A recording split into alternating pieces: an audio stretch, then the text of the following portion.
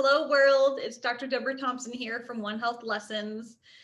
This particular talk today is going to be extra special because this particular conversation is spanned out over 3 weeks. We'll be discussing personality and psychology with Professor Brian Little. Now, I first met Professor Little years ago at McGill when he was my teacher. My class was entitled Personality, and it changed my life. And I think that this series of interviews will change yours. Professor Brian Little attained his Ph.D. in personality psychology from the University of California at Berkeley. After graduating, he then became a Commonwealth scholar at Oxford. And then he was an inaugural fellow at the Radcliffe Institute for Advanced Study at Harvard. After that, he was teaching psychology at Carleton University and McGill University in Canada. And he also taught at Cambridge University in the UK and Harvard University. For 3 consecutive years, he was elected the favorite professor designation by the graduating class at Harvard. It doesn't stop there, though. Professor Little believes strongly in making the fruits of his research available to the general public, and he has graciously agreed to being interviewed today. His book, one of my favorites, is entitled Me, Myself, and Us: The Science of Personality and the Art of Well-Being. That is actually an Amazon bestseller, and his TED Talk entitled Who Are You Really? Has been viewed on YouTube and TED platforms over 20 million times. I have to say, I probably watched a good portion of those 20 million times. You can also find out more information at brianrlittle.com. I hope you enjoyed this webinar series. Onwards and upwards, and let's welcome Dr. Little. Hello, world. Happy Webinar Wednesdays. It's Dr. Deborah Thompson here, and I am so pleased, so honored to present to you Professor Brian Little. Professor Little was getting his PhD once upon a time at the University of California at Berkeley in personality psychology. From there, he went to Oxford University as a Commonwealth scholar, and then he went to Harvard as an inaugural fellow at the Radcliffe Institute for Advanced Study. Since then, as a professor, he taught at Carleton University in Ottawa in Canada, McGill University in Montreal, Canada, and that's where I had the great pleasure and honor to be one of his students. And he's also taught at Harvard University, and he's taught at Cambridge University. Wow. At Harvard for 3 consecutive years, he was elected the favorite professor by the graduating classes. And I'm sure you will see why very shortly. He has written incredible books like this one, Me, Myself, and Us: The Science of Personality and Art and the Art of Well-Being. And he's an Amazon bestseller. In addition, you can see his TED Talk, Who Are You Really?, on YouTube or any other platform. Please also visit brianrlittle.com, and I'll put the link below. Nice to see you, Professor Little. Thank you so much for joining me. What, like a good 15 years after you actually taught me? I'm really delighted, and it'll always be Deb, but I'll call you Dr. Deb as a kind of compromise between formality and friendship. There you go. I appreciate it. And you've always been Dr. Little to me. I hope I'll be Brian by the end of the interview. Love it. Love it. There are so many things that I want to ask you. And when I took your personality class at McGill long ago, a lot of the material that I learned in that one single semester stuck with me throughout my career. I feel like that class changed my life. And so with this interview, I hope to change the lives of so many others and make people think in a different way, start to see the world in a different way. And the way we're going to talk about that is with personality. Great. So Yep. please tell us your story. How on earth did you manage to teach at Carleton, McGill, Cambridge, and Harvard? I guess I was always open to experience, and I loved walking around from campus to campus and saying, can I pay anybody to let me teach? And so most of them were willing to accept my money and open up the classroom doors. And I love being a professor. I think being a professor is an enormous honor. And I learned so much over the years from my students that it's difficult for me to stop. I'm supposed to be retired. In fact, I was supposed to be retired in 1999, and I just couldn't. I'm not a retiring kind of person, at least in that sense, I'm not. In other respects, I am, as you'll find out. But yes, I've been very fortunate and loved the experience. Loved the experience of finding out the different styles of Canadian students, American students, British students, and the kind of accommodations I need to make to their different expectations. And I'd say it was a challenge. It wasn't really, because the great common element that seems to get students engaged is a combination of passion and humor. And if you've got passion, but you're so deadly serious, everybody feels as if they're going to the electric chair. It's not going to take. So I find that, well, you're a musician, it's a little bit like a symphony. There needs to be a kind of quiet, slow movement, and then an allegro vivace, and then slow again, and then you wind up with some kind of a conclusion that is somewhat rhapsodic. And of course, I never achieved that, but I tried to balance that in every one of my teaching posts, to balance gravitas, seriousness, and whimsy. And I think that combination was just the right fit for me. So that's my story. Love it. Love it. I laughed so much in your classes, and seeing the TED Talk, Who Are You Really? That made me laugh so hard. I really, really appreciated that. And the comments, if you ever look on YouTube, the comments are endless. Really? I don't look at those. Praise, all praise. Oh, that's wonderful. That's great. But I'm too introverted to read those comments. So I'm glad they're okay. Yeah. And that leads us to our next discussion, because what I really wanted the world to hear from you, you know, the specialist, the world expert in personality, in the One Health approach, the whole point of it is teamwork between people with different backgrounds, different skills, and we come together, solve complicated problems, complicated, stressful problems. There are a lot of personalities on a team. There are a lot of personalities within different disciplines, but then now we're combining so many different disciplines, different cultures. Wow. So we're gonna dive in a little bit. Okay, let's. That's the background. So where would you like to start with this? I feel like we're going to get some peels of the onion, some of the light. Well, let's start with the outer core, and that is the what are called the big 5 traits of personality. And as I used to do in my lectures, I'll start with describing those and how they play into the issues you need to deal with at One Health, and then I want to stand back a bit and criticize the whole notion of putting people in trait boxes to say you're an extrovert or you're neurotic or you're this and that.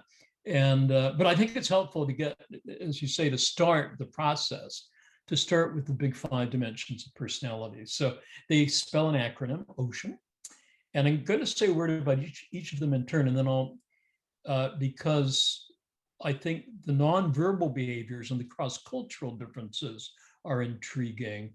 I'll zoom in more on extroversion as a discussion topic if we have the time. But I want to start with a brief overview of the big 5. Spells OCEAN, so O stands for openness to experience. And this contrasts individuals who just can't wait to discover something. They're irrepressible. They have a high degree of or a very low threshold for engagement with new things. And I think I actually detected that in you when I first came across you as a student, that your interests are extraordinarily diverse, from flutes to pharmacology of feral animals to I don't know what else. And it means that you probably have one of the key aspects of openness to experience, which is predilection for creativity. And this plays out in the kinds of tasks that you will undertake, the projects you commit to in your research, in your reaching out to the community, which I think is really important, particularly with kids on One Health issues.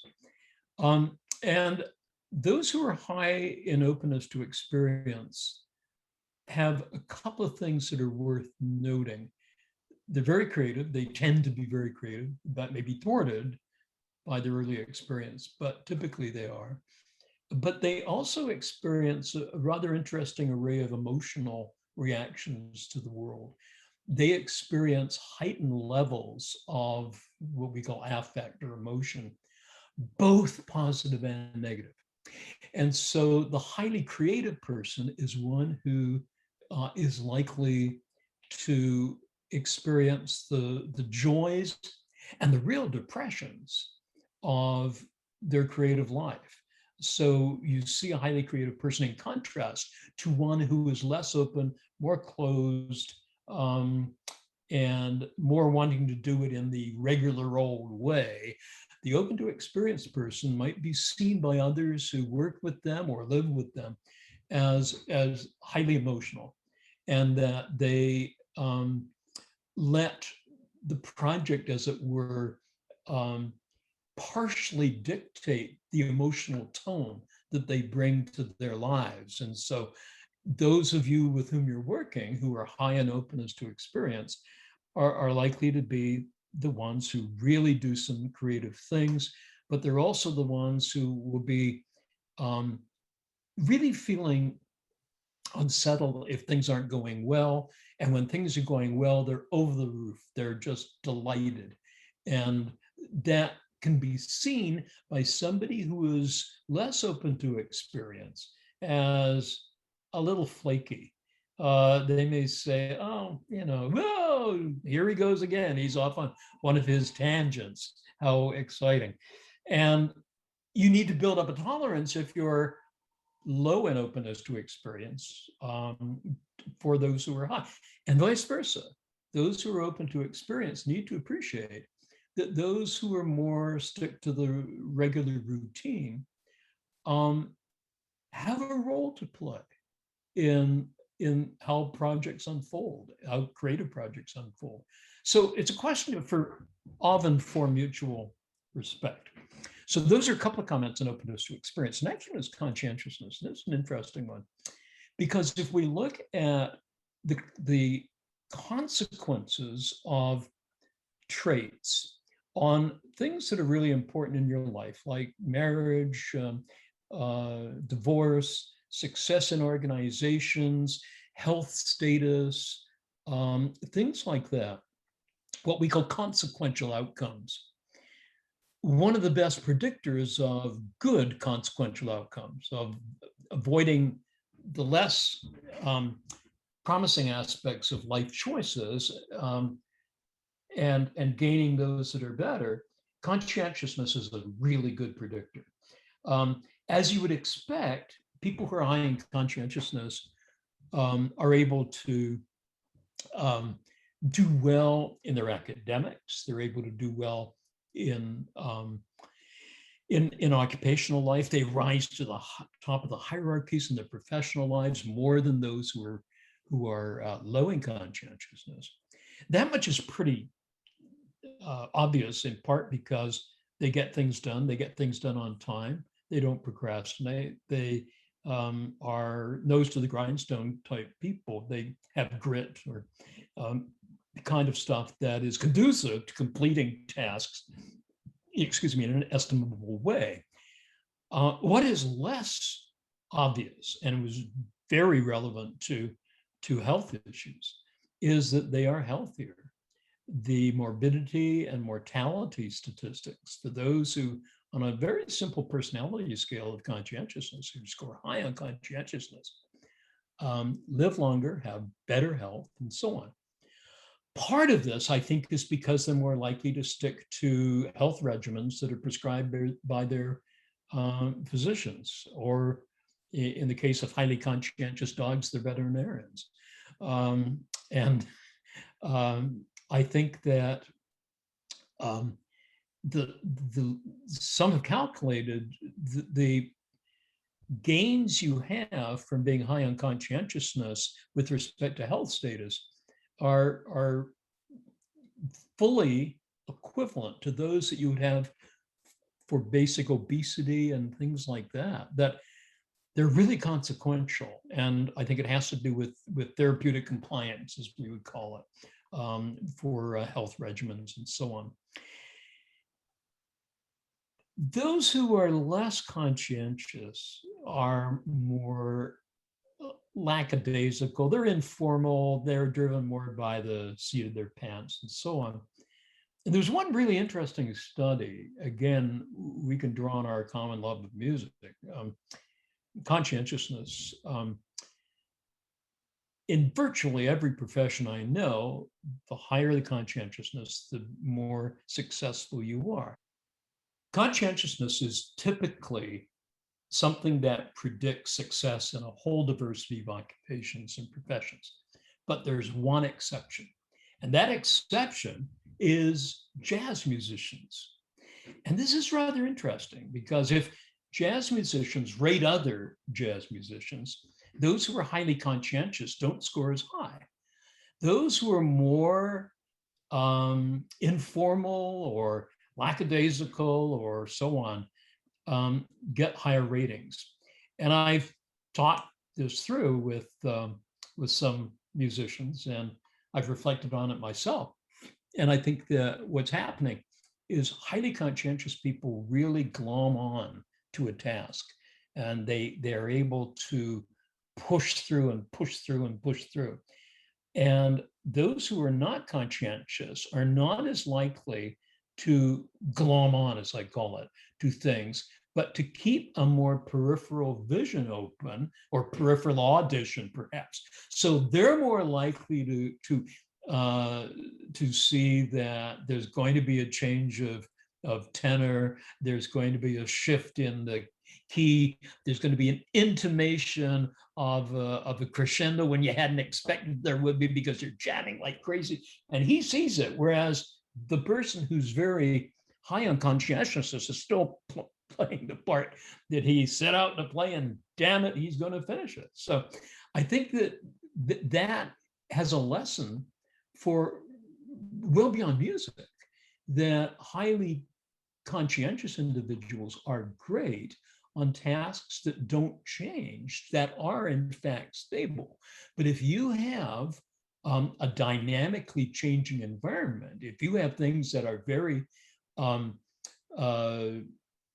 changeable and suddenly shift direction, the person who is less conscientious may actually do well. And in organizational behavior, those people who study large organizations, many are arguing now that the organizational structure is such that it's more like a jazz quintet than it is a formal organization.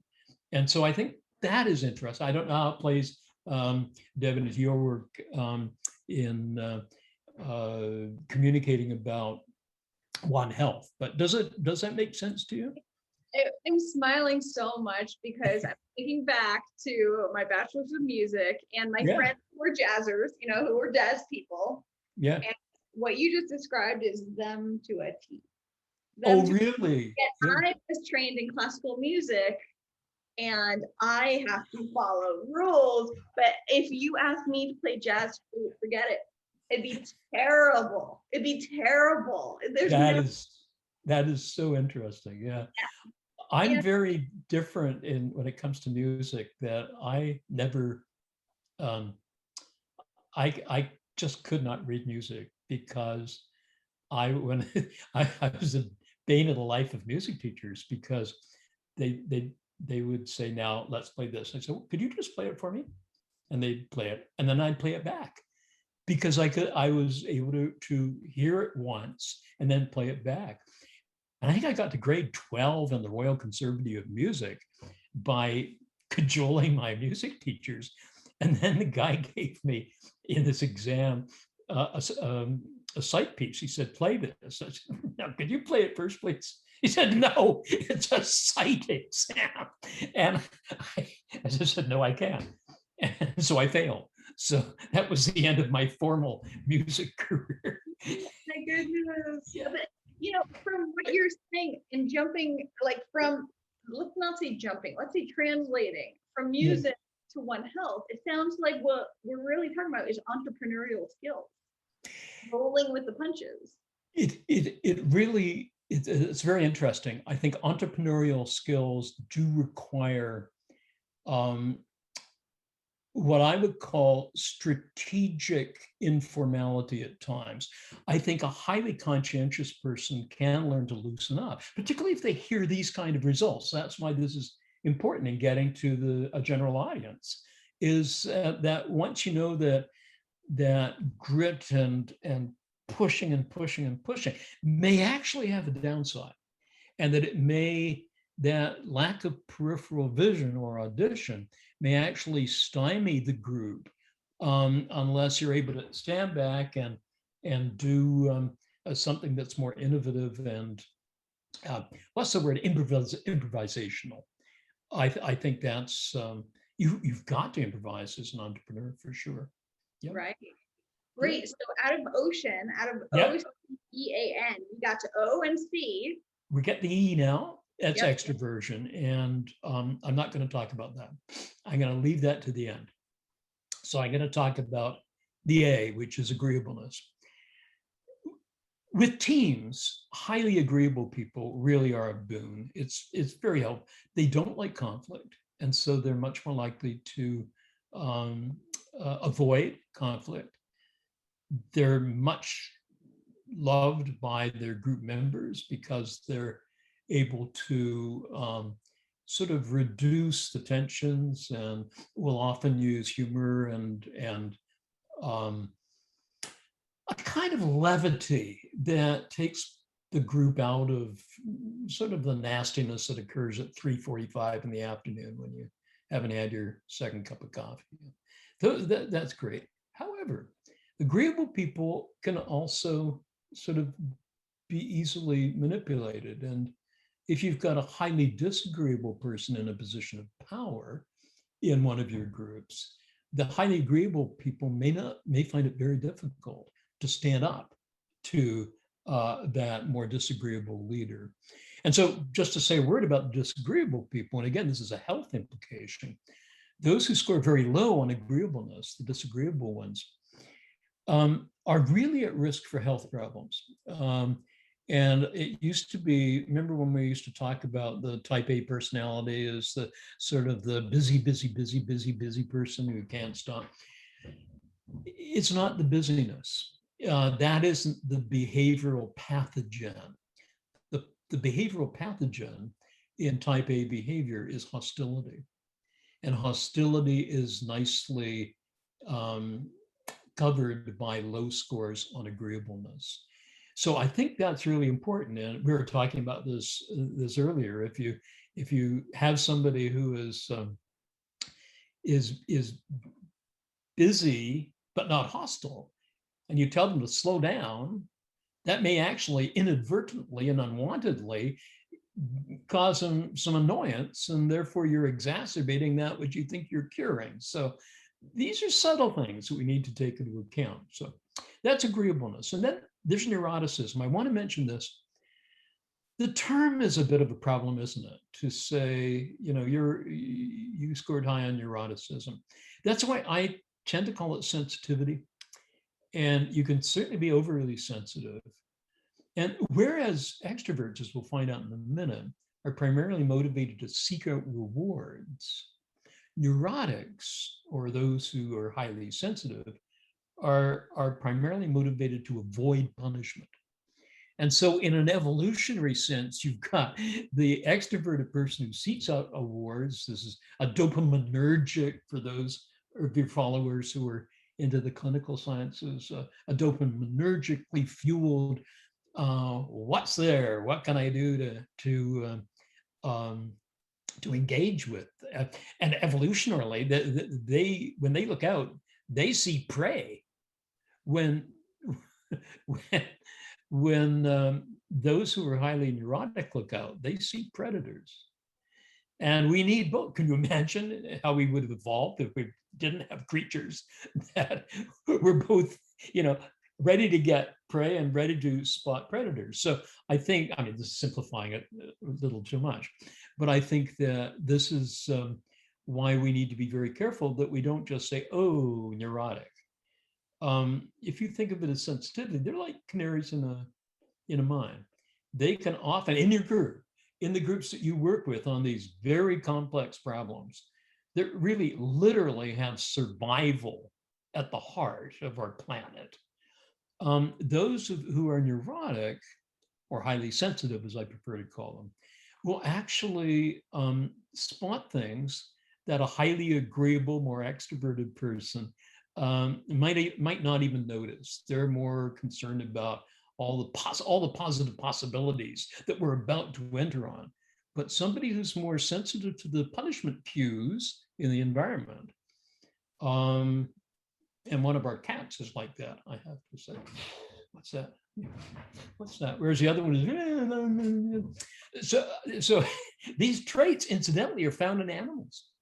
The big 5 traits, you would know this, but there are actually studies by a brilliant psychologist called Sam Gosling, who has looked at retrieving the big 5 traits in different animals, and all sorts of species, from wolves and chameleons to, I don't know whether they've done it with nematodes, but a lot of different animals, and obviously cats and dogs.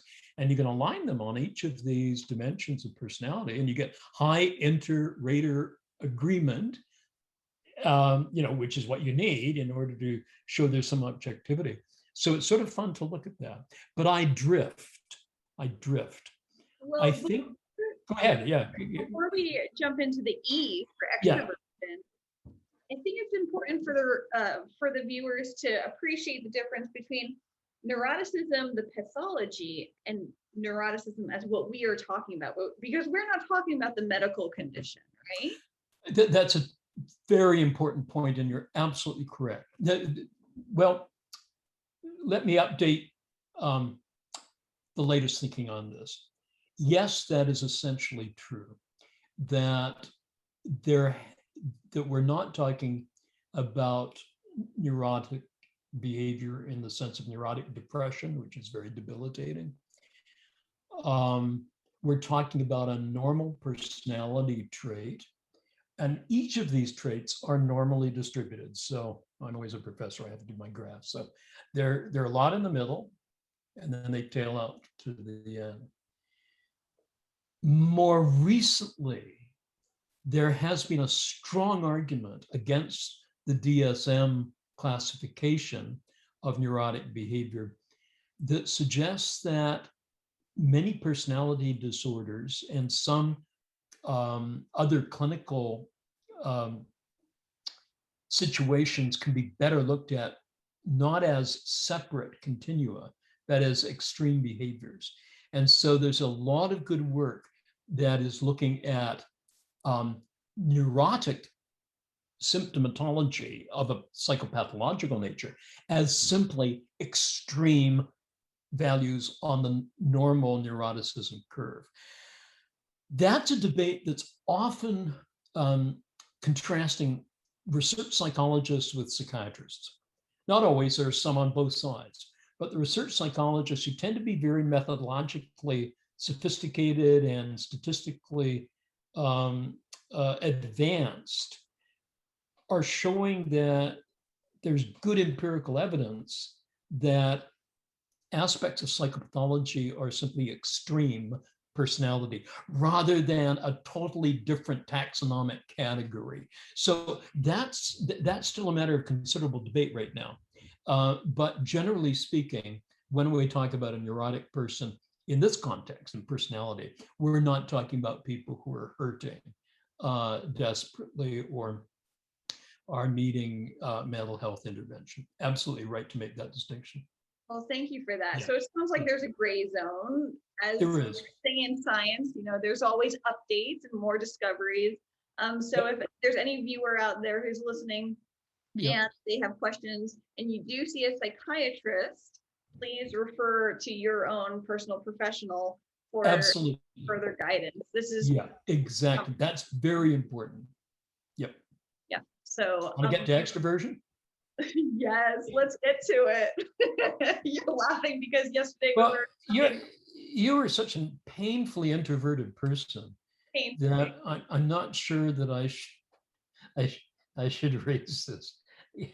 Okay, for the audience, I know that Dr. Deb, or Debbie as we call her in Extrovertville,